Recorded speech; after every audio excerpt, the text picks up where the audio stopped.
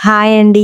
నాలాగే మీరు కూడా 'మహా అవతార్ నరసింహ' సినిమాని థియేటర్‌లో చూడకపోతే నెట్‌ఫ్లిక్స్‌లో ఈ రోజు రిలీజ్ చేశారండి. మీరు కూడా ఈ మూవీని కంపల్సరీగా చూడండి. ఎందుకు ఇంతలా చెప్తున్నానో అనుకుంటున్నారా? ఒక్కసారి మీరు చూసారంటే మీకు కూడా అనిపిస్తుంది.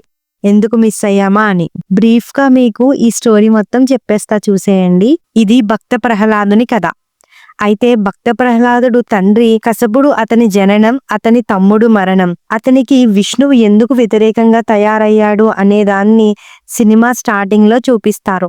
ఆ తరువాత భక్త ప్రహ్లాదుడు విష్ణువుని పూజించడం, అది నచ్చని హిరణ్యకశిపుడు అతనిని వివిధ రకాల పద్ధతిలో చంపడానికి ట్రై చేయడం, చివరికి అతని చెల్లిని కూడా మేళనుణ్ణి చంపమని ప్రోత్సహించడం లాంటివి బాగా తీశారు. 3D యానిమేషన్ పరంగా చూసుకుంటే ఈ సినిమా చాలా బాగుందనే చెప్పాలి. కంపల్సరీగా ఈ వీకెండ్ ఈ సినిమా చూడడానికి ట్రై చేయండి. చాలా మంచిగా అనిపిస్తుంది. ఓం వాసుదేవాయ నమః.